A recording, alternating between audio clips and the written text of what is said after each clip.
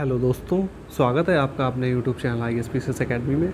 इस वाले वीडियो में हम लोग जो है कवर करेंगे आपकी जो स्कीम्स हैं और आपके जो प्रोजेक्ट हैं और डिफेंस की जो एक्सरसाइज हुई हैं और जो इम्पोर्टेंट आपकी कमेटीज़ जो गठित हुई हैं, तो उन सभी को जो है तीनों आपके सेगमेंट जो भी हैं वो आज इसी वीडियो में हम लोग कवर करेंगे।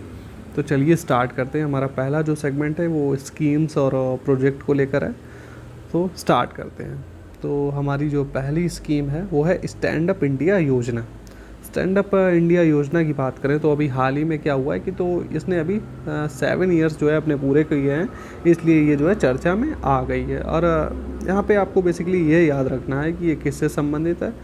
तो यह योजना जो है महिलाओं और अनुसूचित जाति एवं यानी कि SC ST के जो वर्ग और वुमेंस हैं उनके बीच में जो उद्यमशीलता को बढ़ावा देने के लिए ये जो है स्कीम स्टार्ट की गई थी। और अभी इसका जो है टर्नओवर बढ़ा के जो है कब तक कर दिया गया, 2025 तक ये स्कीम चलेगी। नेक्स्ट हमारी है मुख्यमंत्री वृक्ष संपदा योजना। इसको देख लेते हैं, ये किस स्टेट की है। तो बेसिकली ये आपकी है छत्तीसगढ़ स्टेट की। वैसे आपको अगर यूपी के एग्ज़ाम दे रहे हैं तो बस इतना ही आपको याद रखना पड़ेगा कि किस स्टेट की है, तो ये छत्तीसगढ़ की है। बाकी अगर आपको छत्तीसगढ़ के अगर आप स्टूडेंट हैं तो बाकी भी चीज़ें आपके लिए इम्पॉर्टेंट हो जाती हैं, तो आप इसको बाकी पढ़ लीजिएगा। नेक्स्ट है कि बहुउद्देशीय जलपोत निर्माण परियोजना। तो इसको देख लेते हैं कि कट्टुपल्ली स्थित मैसर्स LNT जो शिपयार्ड में इस परियोजना के तहत बनने वाले 2 जहाज़ों की जो है नींव रखने की औपचारिक शुरुआत इसके द्वारा की गई है। नेक्स्ट की बेंगलुरु मैसूरू एक्सप्रेसवे। तो हमारे प्रधानमंत्री जी के द्वारा इसको राष्ट्र को जो है समर्पित किया गया है। इस परियोजना के अंतर्गत जो है NH 275 के जो है बेंगलुरु निदाघट्टा मैसूरू खंड को 6 लेन बनाना जो है इसमें शामिल है। प्रोजेक्ट की आपको कॉस्ट नहीं याद रखनी है यहाँ पे, ना ही लेंथ याद रखनी है। नेक्स्ट है कि MSME प्रतिस्पर्धी स्कीम। इसको देख लेते हैं। तो केंद्रीय मंत्री नारायण राणे के द्वारा MSME चैंपियंस स्कीम के तहत इस स्कीम को स्टार्ट किया गया है। और जो है इस स्कीम का लक्ष्य, तो यहाँ पे इसका जो लक्ष्य दिया हुआ है वो देश के MSME के लिए वैश्विक प्रतिस्पर्धा की जो है रूपरेखा तैयार करना जो है इसका उद्देश्य है। नेक्स्ट है वैभव फेलोशिप योजना। तो राष्ट्रीय विज्ञान दिवस के अवसर भारतीय यानी कि प्रवासियों यानी डायस्पोरा के लिए इस योजना की जो है शुरुआत हुई है। नेक्स्ट है दिव्यांग बहुउद्देशीय परियोजना। तो हमारा जो मिनिस्ट्री ऑफ इकोनॉमिक अफेयर्स है इसके द्वारा परियोजना के कार्यान्वयन हेतु यहाँ पे निवेश की स्वीकृति मिली है। तो यहाँ पे आपका जो डाटा हुआ है यहाँ पे कितना जो है इन्वेस्टमेंट होगा, तो ये आपके लिए रिलेवेंट नहीं रह जाता। यहाँ पे आपको जो इम्पोर्टेंट वो है यहाँ पे कि यह परियोजना जो है वो लोअर दिबांग वैली ज़िले में दिबांग नदी पर स्थापित की जा रही है, जो पूर्ण होने के बाद देश की सबसे बड़ी जल विद्युत परियोजना होगी। तो ये आपके एग्जाम पॉइंट ऑफ व्यू से इम्पॉर्टेंट चीज़ थी। नेक्स्ट है कि देश की पहली समुद्री स्थानिक योजना ढांचा। तो भारत और नॉर्वे एकीकृत जो है इंटीग्रेटेड महासागर पहल के एक समझौते के रूप में इस योजना का ढांचा जो है पुदुचेरी में लॉन्च किया गया है 13 फरवरी 2023 को। नेक्स्ट जो है वो है दिल्ली दौसा लाल सोट खंड। ये क्यों चर्चा में रहा, तो हमारे प्रधानमंत्री जी के द्वारा दिल्ली मुंबई एक्सप्रेसवे के प्रथम चरण में निर्मित 246 किलोमीटर लंबा यह खंड जो है राष्ट्रपति को समर्पित किया गया। तो बाकी आपके लिए जो है दूरी वगैरह ये आपको आप यहाँ पे, और ये 6 स्टेट से जो है जुड़ा हुआ है, दिल्ली, हरियाणा, राजस्थान, MP, गुजरात और महाराष्ट्र से होकर गुजरेगा। यूपी का यहाँ पे नाम नहीं है, तो इतना ज़्यादा हमारे लिए रिलेवेंट नहीं रह जाता है। PLEDGE ये जो है निजी औद्योगिक पार्कों के विकास की योजना है और ये उत्तर प्रदेश की है, तो इसलिए आप लोगों को याद रखनी चाहिए। उत्तर प्रदेश मंत्रिमंडल के द्वारा औद्योगिक भूमि की आवश्यकता को सुनिश्चित कराने हेतु इस योजना का प्रस्ताव अनुमोदित है। देखिए यहाँ पे मैं यहाँ पे जो है हमारा जो एग्ज़ाम है फोकस वो मैं यूपी के एग्ज़ामों पे फोकस कर रहा हूँ। तो अगर इस अदर स्टेट के कोई स्टूडेंट भी अगर इस वीडियो को देख रहे हैं तो बुरा मत मानिएगा, क्योंकि मैं यहाँ पे ऐसा होता है कि जैसे कि कोई यूपी की अगर जो है न्यूज़ होती है तो मैं उस पर कुछ ज़्यादा ही फोकस कर देता हूँ। अदर स्टेट की होती तो मैं उसको हल्का सा सरसरी नज़र से जो है आपको दिखा के और उसको स्क्रॉल कर देता हूँ। तो यहाँ मेरा फोकस जो है वो यूपी के एग्ज़ाम पे ज़्यादा है। तो अगर कोई अदर स्टेट वाला भी देख रहा है तो आप वीडियो को पॉज करके उसको आप कायदे से भी पढ़ सकते हैं। तो अगर चलिए, लेकिन मैं आगे से कोशिश करूँगा कि उसको भी आपको पूरा जो है एक्सप्लेन कर दूँ। तो ये आपकी जो स्कीम है PLEDGE, इसका पूर्ण रूप क्या है? तो इसकी फुल फॉर्म जो है वो promoting leadership and enterprises for development of growth engines जो है इसकी फुल फॉर्म है। एकीकृत खाद्य सुरक्षा योजना, तो इंटीग्रेटेड है, 1 जनवरी 2023 से जो है शुरू की गई। इस योजना का नाम जो है प्रधानमंत्री गरीब अन्न कल्याण योजना इसका नाम रखा गया है। मोटिव, इसका उद्देश्य क्या है? तो इसका जो है उद्देश्य है कि 80 करोड़ से अधिक गरीब और अत्यंत निर्धन लोगों को जो है खाद्य सुरक्षा अधिनियम के तहत निःशुल्क खाद्यान्न उपलब्ध कराना। अगला है सुन्नी डैम, जो है ये आपका जल विद्युत प्रोजेक्ट है। तो अभी क्या हुआ है कि आर्थिक मामलों की जो मंत्रिमंडलीय समिति है तो हिमाचल प्रदेश में जो है इसके द्वारा जो है क्रियान्वित की जाने वाली 382 मेगावाट की इस जल विद्युत परियोजना को, देखिए बेसिकली हुआ क्या है कि सुन्नी डैम जो ये प्रोजेक्ट अभी बना नहीं है, इसके लिए इन्वेस्टमेंट की स्वीकृति हुई है और इसकी जो क्षमता होगी वो होगी 382 मेगावाट। और किस स्टेट में होगी? हिमाचल प्रदेश में। यहाँ पे आपको रिवर नहीं दी गई। अगर आपसे रिवर भी अगर पूछ ली जाए कि ये किस रिवर पर बनेगा तो ये सतलज रिवर पर जो है ये परियोजना बनेगी। अगला जो है बीकानेर सौर ऊर्जा परियोजना, तो राष्ट्रपति जी के द्वारा जो है राजस्थान में SJVN लिमिटेड की इस परियोजना की आधारशिला रखी गई है। बस यहाँ पे इतना ही इन्फॉर्मेशन दी गई है। नेक्स्ट है कि आंध्र प्रदेश में श्री शैलम मंदिर का विकास परियोजना, तो हमारी राष्ट्रपति द्रौपदी मुर्मू जी के द्वारा कुरनूल में इस परियोजना का उद्घाटन जो है 26 दिसंबर 2022 को किया गया था। श्री शैलम जो है श्री मल्लिकार्जुन स्वामी मंदिर भगवान शिव और देवी पार्वती को समर्पित है। नेक्स्ट है कि आपका प्रोजेक्ट वाणी, तो प्रोजेक्ट वाणी देख लेते हैं। तो यह प्रोजेक्ट जो है वो भारतीय विज्ञान संस्थान, कृत्रिम बुद्धिमत्ता एवं रोबोटिक्स टेक्नोलॉजी पार्क और गूगल के द्वारा संयुक्त रूप से लागू किया गया। तो इसमें जो जुड़े हुए हैं उनके नाम हम लोगों ने देख लिए। इसमें होगा क्या, बेसिकली इस प्रोजेक्ट के तहत जो 3 वर्षों में 773 जिलों के लगभग 1 मिलियन यानी कि 10 लाख लोगों के भाषा के नमूने एकत्र करके भारत की जो है भाषा विविधता का मानचित्रण इसमें किया जाएगा। नेक्स्ट है कि हिंदू हृदय सम्राट बाला साहेब ठाकरे महाराष्ट्र समृद्धि महामार्ग, तो प्रधानमंत्री जी के द्वारा नागपुर में इस महामार्ग के पहले चरण का उद्घाटन हुआ है और यह महामार्ग जो है वो नागपुर और श्रेणी को जो है जोड़ता है। बस बेसिकली यहाँ पे आपको यही जानना है। नेक्स्ट है कि नागपुर मेट्रो का पहला और दूसरा चरण, तो प्रधानमंत्री जी के द्वारा जो है नागपुर मेट्रो का पहला चरण जो है राष्ट्र को समर्पित और खापरी मेट्रो स्टेशन का दूसरा चरण का शिलान्यास यहाँ पे कर दिया गया है। बाकी आपके लिए इन्फॉर्मेशन यहाँ पे रिलेवेंट नहीं है। नेक्स्ट है कि 3 हवाई अड्डों के लिए डिजी यात्रा की शुभारंभ की गई है। तो यहाँ पे आपको 3 हवाई अड्डे जो हैं डिजी यात्रा की जहाँ पे शुभारंभ किया गया वो आपको याद रखने हैं। तो कौन कौन से, आपसे ऑप्शन में 4 दे देगा और कहेगा इनमें से कौन सा नहीं है। तो जो हैं वो हैं आपके नई दिल्ली, वाराणसी और बेंगलुरु। कोई आपका मोपा वगैरह कोई एक एक्स्ट्रा आपको दे देगा और पूछ लेगा कि इनमें से कौन सा नहीं है। इस तरीके से आपका क्वेश्चन बन सकता है। नेक्स्ट है कि मुख्यमंत्री बुनकर सौर ऊर्जा योजना, तो उत्तर प्रदेश की है मंत्रिमंडल के द्वारा, तो हमारे लिए इम्पोर्टेंट हो जाती है। तो यूपी जो है गवर्नमेंट के द्वारा इस योजना को संचालित किए जाने से संबंधित प्रस्ताव को मंजूरी मिल गई है। यह योजना लागू होने की तिथि 5 वर्ष तक के लिए कार्यान्वित की जाएगी और योजना के अंतर्गत सरकार सामान्य जो पावर लूम बुनकर होंगे को सोलर प्लांट की जो है कुल लागत का 50% जो है वो शासकीय अनुदान यानी कि सब्सिडी प्रदान की जाएगी और SC/ST के पावर लूम बुनकरों को सोलर प्लांट की लागत में 75% तक जो है सब्सिडी प्रदान की जाएगी।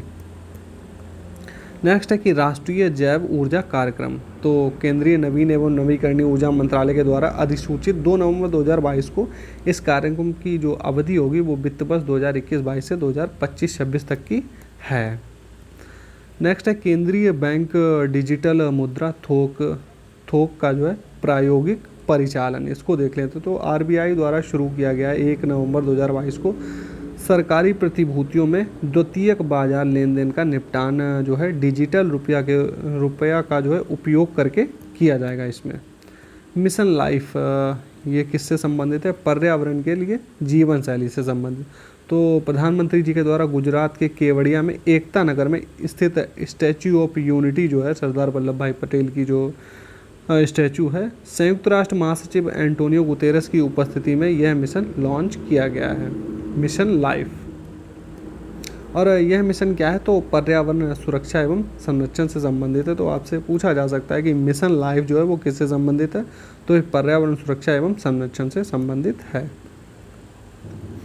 अगला है पराली प्रबंधन परियोजना वायु अमृत। तो भारतीय उद्योग परिसंघ के द्वारा संगरूर पंजाब में यह परियोजना लॉन्च की गई है। नेक्स्ट है कि पूर्वोत्तर क्षेत्र के लिए प्रधानमंत्री की विकास पहल, पीएम डिवाइन योजना इसको बोला जाता है। तो केंद्रीय मंत्रिमंडल के द्वारा वर्ष 2022-23 से 2025-26 तक 15वें वित्त आयोग के जो है शेष 4 वर्षों के लिए इस नई योजना को मंजूरी मिल गई है। नेक्स्ट है कि महाकाल लोक परियोजना। तो प्रधानमंत्री जी के द्वारा उज्जैन, जो महाकाल मंदिर कहाँ पे? आपका उज्जैन में पड़ता है, एमपी में स्थित श्री महाकाल लोक में इस परियोजना का प्रथम चरण जो है राष्ट्र को समर्पित किया है। नेक्स्ट है कि सभी राज्यों में टेली मानसिक स्वास्थ्य सहायता नेटवर्किंग टेली मानस पहल। तो ये जो टेली मानस पहल है ये कर्नाटक के जो गवर्नर हैं थावरचंद गहलोत के द्वारा विश्व मानसिक स्वास्थ्य दिवस के अवसर पर वर्चुअल माध्यम से बेंगलुरु स्थित राष्ट्रीय मानसिक स्वास्थ्य एवं स्नायु विज्ञान संस्थान, जिसको निम्हांस भी बोला जाता है, में स्वास्थ्य और परिवार कल्याण मंत्रालय के द्वारा इस पहल की जो है शुरुआत की गई है। अगला है कि flexi fuel strong hybrid electric vehicle परियोजना। तो इसकी बात करें तो केंद्रीय मंत्री नितिन गडकरी के द्वारा अपनी तरह की पहली पायलट प्रोजेक्ट जो है परियोजना शुरू की गई है और यह परियोजना टोयोटो के द्वारा शुरू की गई है। यह पायलट परियोजना 100% जो है पेट्रोल के साथ साथ 20 से लेकर 100% मिश्रित एथेनॉल जो है विद्युत शक्ति पर संचालित होगी। तो 100% में यहाँ पे 20% जो है आपका इथेनॉल मिक्सिंग की बात हुई है। नेक्स्ट है आपका अहमदाबाद मेट्रो रेल परियोजना। तो हमारे प्रधानमंत्री जी के द्वारा इस मेट्रो रेल परियोजना के पहले चरण का उद्घाटन हुआ है और प्रधानमंत्री ने जो है कालूपुर स्टेशन से दूरदर्शन केंद्र मेट्रो स्टेशन तक जो है इस मेट्रो में यात्रा की। इस परियोजना में पहली बार देश में मेट्रो इतिहास में 32 किलोमीटर लंबा खंड एक बार में चालू किया गया है। नेक्स्ट है कन्वर्जेंस जो पोर्टल है, ये जो है कृषि एवं किसान कल्याण मंत्रालय और खाद्य प्रसंस्करण उद्योग मंत्रालय के द्वारा जो है कृषि अवसंरचना कोष तथा प्रधानमंत्री सूक्ष्म खाद्य उद्योग उन्नयन योजना, प्रधानमंत्री किसान संपदा योजना के अंतर्गत इस पोर्टल का शुभारंभ किया गया है। तो क्या नाम है पोर्टल का? Convergence portal. तो ये एग्रीकल्चर से जुड़ा है, फूड प्रोसेसिंग सिस्टम से भी ये जुड़ा हुआ है। सारस परियोजना अगली है। इजराइल के जो है राजदूत नाओर गिलोन के द्वारा अर्थला गाजियाबाद में जो है इस परियोजना की जो है शुरुआत की गई है। परियोजना के अंतर्गत महिला सशक्तिकरण, मासिक धर्म स्वच्छता और जागरूकता को बढ़ावा दिया जाएगा सारस परियोजना के तहत। अगला है बायो इथेनॉल परियोजना। ये क्रमको जो है हजीरा में जो है स्टार्ट हुई है। केंद्रीय मंत्री अमित शाह के द्वारा, गृह मंत्री हैं, सूरत गुजरात में जो है कृषक भारती कोऑपरेटिव लिमिटेड की इस परियोजना का जो है शिलान्यास किया गया है। परियोजना के अंतर्गत हजीरा में 2.5 लाख लीटर की दैनिक क्षमता वाले जो है बायो इथेनॉल संयंत्र की स्थापना की जाएगी। नेक्स्ट है कि प्रधानमंत्री स्कूल्स फॉर राइजिंग इंडिया यानी कि PM श्री योजना जो है ये शिक्षक दिवस के अवसर पर प्रधानमंत्री जी के द्वारा इस योजना की घोषणा की गई। शिक्षक दिवस कब मनाया जाता है? तो ये मनाया जाता है 5 सितंबर को। इस परियोजना के तहत देश भर में 14,500 स्कूलों का विकास और उन्नयन किया जाएगा। अगला student programme for Ayurveda research Ken यानी कि स्पार्क कार्यक्रम किससे संबंधित है? तो केंद्रीय आयुर्वेदीय विज्ञान अनुसंधान परिषद के द्वारा मान्यता प्राप्त आयुर्वेद कॉलेजों में अध्ययनरत जो है आयुर्वेद के छात्रों हेतु इस फेलोशिप योजना की शुरुआत की गई है। फेलोशिप के तहत जो है चयनित शोधार्थियों को 50,000 रुपये की वित्तीय सहायता प्रदान की जाएगी। नेक्स्ट है कि दिल्ली देहरादून एक्सप्रेस वे परियोजना, इसको देख लेते हैं। तो इस परियोजना का जो सबसे अंतिम हिस्सा है वो उत्तराखंड में स्थित राजाजी राष्ट्रीय पार्क के पर्यावरण संवेदनशील क्षेत्रों से गुजरता है। बस यहाँ पे बेसिकली यही देखना था। और इस उद्यान के अंतिम 20 किलोमीटर हिस्से में एशिया का सबसे लंबा वन्यजीव गलियारा निर्मित किया जा रहा है, जिसमें 340 मीटर डॉट काली सुरंग जो है शामिल इसमें की गई है। नेक्स्ट है कि medicine from the sky project. तो अरुणाचल प्रदेश में जो है विश्व आर्थिक मंच वर्ल्ड इकोनॉमिक फोरम के सहयोग से शुरू किए गए इस पायलट प्रोजेक्ट के तहत ड्रोन सेवा की पहली उड़ान जो है वो पूर्वी कामेंग जिले के सेप्पा से चांग ताजो तक संचालित की जाएगी।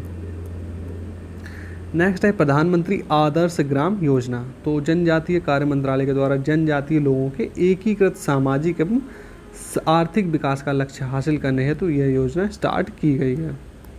नेक्स्ट है कि सॉवरेन गोल्ड बॉन्ड योजना। तो भारत सरकार के द्वारा जो है आरबीआई के परामर्श से जो है इस योजना को शुरू करने का निर्णय लिया गया है। नेक्स्ट है कि और यहाँ पे जो इससे जुड़ी हुई जानकारी है वो है भारत सरकार की तरफ से जो है आरबीआई के द्वारा यह बॉन्ड जारी किया जाता है और इन बॉन्ड को जो है 1 ग्राम की बुनियादी इकाई के साथ स्वर्ण यानी कि गोल्ड के ग्राम संबंधी गुणक में अंकित किया जाएगा। निवेश की न्यूनतम स्वीकार्य सीमा जो है वो है आपकी 1 ग्राम स्वर्ण होगी इसकी। अगला जो हमारा सेगमेंट है वो है आपका ऑपरेशंस एंड जो भी जॉइंट एक्सरसाइज जो आर्मी की होती हैं, तो डिफेंस से रिलेटेड जो भी ऑपरेशंस या फिर एक्सरसाइज हैं उनको हम लोग देखेंगे। सबसे पहला है अभ्यास कोबरा बारियर। कोबरा बारियर 2023 में, तो ये बहुपक्षीय अंतर्राष्ट्रीय वायु जो है सैन्य अभ्यास है। ये ब्रिटेन में रॉयल एयर फोर्स के बैडिंगटन एयर फोर्स बेस में आयोजित हुआ है। तो इसका आयोजन कहाँ पे हुआ है? ब्रिटेन में हुआ है। और अभ्यास में कौन कौन कंट्री पार्टिसिपेट किसने किसने किया? तो बेसिकली इंडिया ने तो इसमें किया ही, इंडिया के साथ ही साथ फिनलैंड, स्वीडन, दक्षिण अफ्रीका, अमेरिका और सिंगापुर ने इसमें जो है पार्टिसिपेट किया है। अगला है जल शक्ति अभियान कैच द रेन 2023। तो हमारी राष्ट्रपति द्रौपदी मुर्मू के द्वारा नई दिल्ली में शुभारंभ किया गया है। इस अवसर पर उन्होंने स्वच्छ सुजल शक्ति सम्मान जो है किया है 2023 जो है प्रदान किया है। नेक्स्ट है कि NAVDEX एवं IDEX, इसको नवडेक्स और आईडेक्स भी बोला जाता है। 2023 नौसेना एवं अंतर्राष्ट्रीय की जो है एक रक्षा प्रदर्शनी होती है और इसका आयोजन अबू धाबी UAE में आयोजन इसका हुआ है। इसमें भारतीय नौसेना की तरफ से किस पोत ने भाग लिया है? तो INS सुमेधा ने इसमें भाग लिया है। नेक्स्ट हमारा कि सर्प दवा सेवन अभियान। तो स्वास्थ्य एवं परिवार कल्याण मंत्रालय के द्वारा भारत सरकार द्वारा लिम्फेटिक फाइलेरिया से मुक्ति के लिए जो है लॉन्च किया गया एक राष्ट्रव्यापी यह कार्यक्रम है। नेक्स्ट है कि और यहाँ से इससे जुड़ी हुई और भी ये जानकारी है कि इस अभियान के तहत वैश्विक समय सीमा 2030 से 3 वर्ष पहले यानी कि 2027 तक लिम्फेटिक फाइलेरिया को समाप्त करने का लक्ष्य निर्धारित किया गया है। ऑपरेशन नार्कोस और आहट।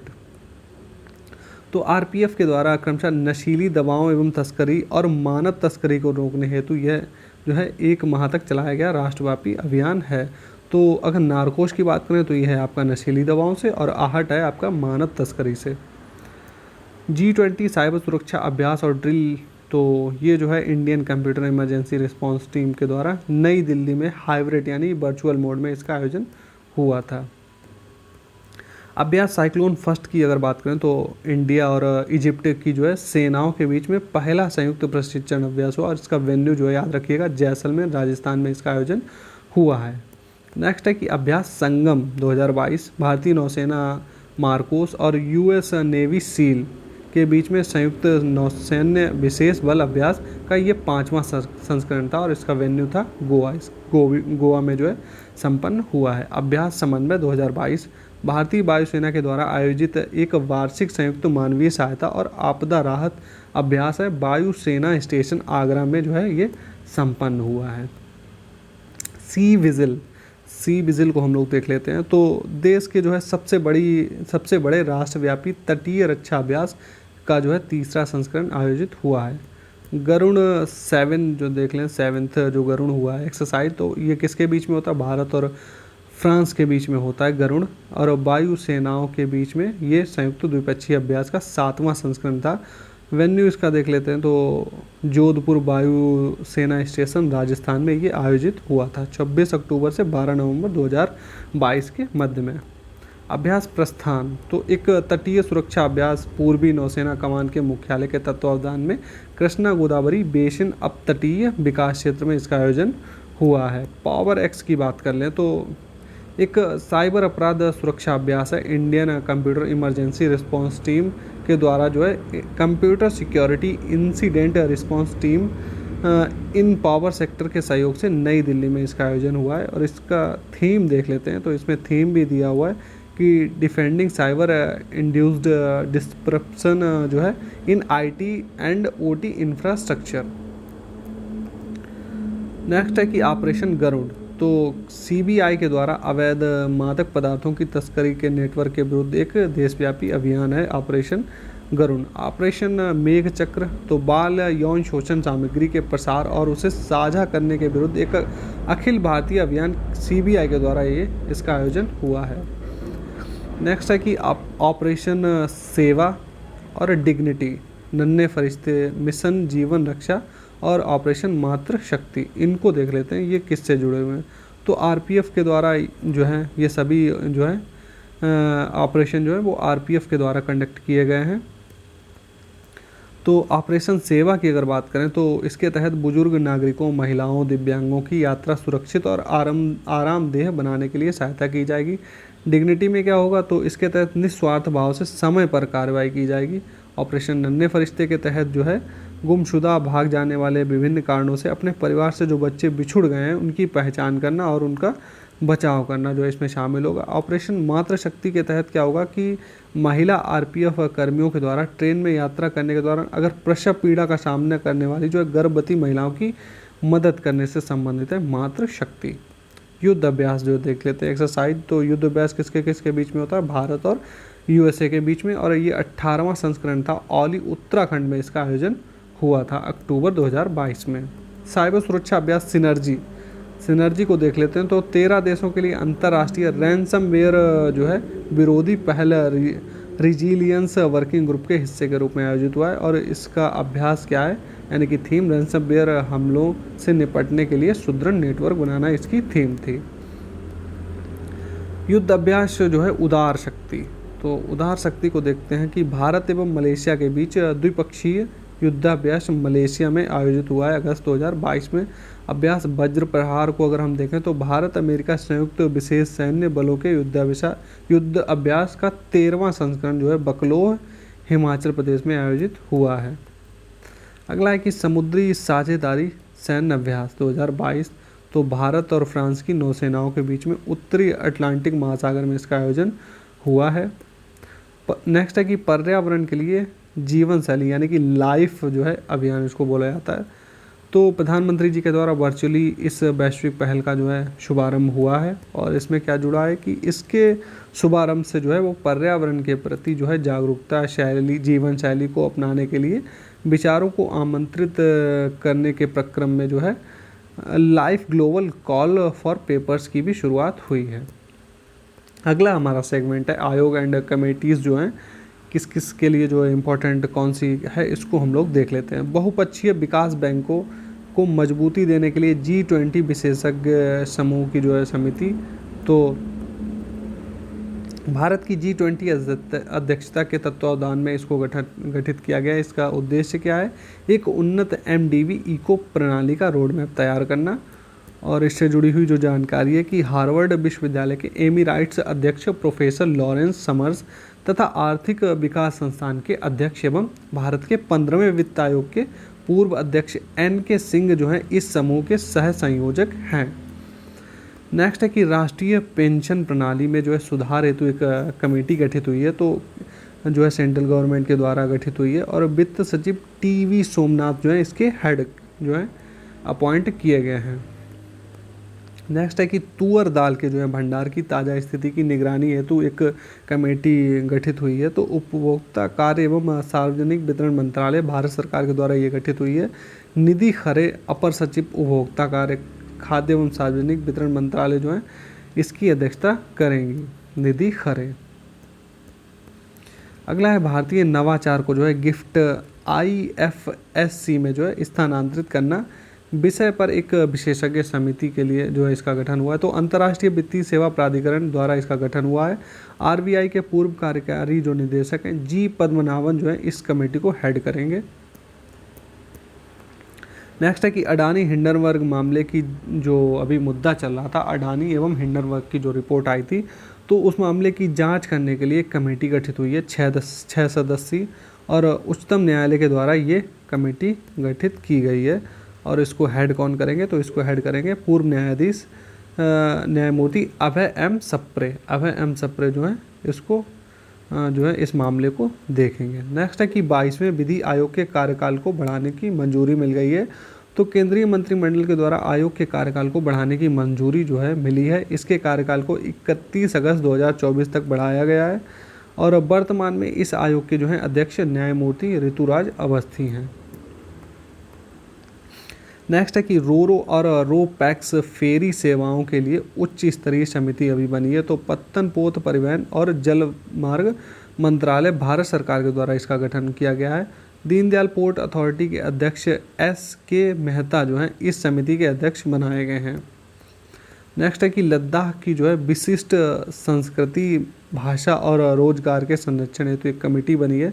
तो सेंट्रल गवर्नमेंट के द्वारा जो है इसका गठन किया गया है। केंद्रीय गृह राज्य मंत्री नित्यानंद राय जो है इसको हेड करेंगे। उत्तर प्रदेश स्थानीय निकाय चुनाव में OBC आरक्षण हेतु आयोग का गठन हुआ है। तो यूपी सरकार के द्वारा जो है गठित 5 सदस्यीय आयोग हुआ। इसमें 5 मेंबर होंगे आयोग में, और इसको हेड कौन करेंगे, सेवानिवृत्त न्यायमूर्ति जो है राम अवतार सिंह जो है इसको इस आयोग के हेड बनेंगे। नेक्स्ट है कि उच्च शिक्षण संस्थानों के मूल्यांकन और मान्यता प्रक्रिया को सशक्त बनाने हेतु समिति का गठन हुआ है। तो शिक्षा मंत्रालय भारत सरकार के द्वारा इसका गठन किया जाएगा। इसका गठन IIT परिषद की स्थायी समिति के अध्यक्ष एवं कानपुर के बोर्ड ऑफ गवर्नर्स के अध्यक्ष डॉक्टर K राधाकृष्णन की अध्यक्षता में जो है इसका गठन किया जाएगा। नेक्स्ट है कि स्वास्थ्य बीमा सलाहकार समिति का गठन हुआ है। तो भारतीय बीमा विनियामक और विकास प्राधिकरण, जिसको IRDA भी बोला जाता है, के द्वारा इसका गठन हुआ है। IRDA के सदस्य राकेश जोशी जो है इस कमेटी की अध्यक्षता करेंगे। गाम्बिया में जो है कफ सिरप पीने से बच्चों की मौत हुई है, और इसकी जो है कफ सिरप हमारे दुर्भाग्यवश ऐसा हो रहा है कि हमारे देश से जो कफ सिरप गई है, तो ऐसा कहा जा रहा है कि उससे जो है वहाँ पे बच्चों को जो कफ सिरप हमारे यहाँ से गई है उसको पीने से वहाँ के बच्चों को उनके बच्चों की मौत हो गई है। तो इसकी जांच के लिए एक विशेषज्ञ समिति का गठन हुआ है। तो ये समिति ने अपनी रिपोर्ट जो है जारी की, और इस समिति के जो अध्यक्ष हैं वो औषध संबंधी राष्ट्रीय स्थायी समिति के उपाध्यक्ष डॉक्टर YK गुप्ता थे। धर्म परिवर्तन करने वालों को जो है SC का दर्जा देने हेतु विचार करने के लिए आयोग का गठन किया गया है।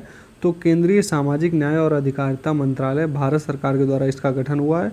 पूर्व CJI न्यायमूर्ति KG बालकृष्णन इसकी अध्यक्षता करेंगे। तो ये भी हमारा सेगमेंट कमेटीज़ वाला भी समाप्त होता है यहीं पे। तो कैसा आप लोगों को वीडियो लगा, तो अपना सजेशन या फिर कोई अगर आपका फीडबैक है तो ज़रूर कमेंट करिएगा। वीडियो अगर आप लोगों को पसंद आ रहा है तो वीडियो को ज़्यादा से ज़्यादा लाइक करिए, ज़्यादा से ज़्यादा इसको शेयर करिए, जिससे आपके दोस्तों को भी इससे लाभ मिले। और हम लोग मिलेंगे एक नए सेगमेंट में अगले वीडियो में।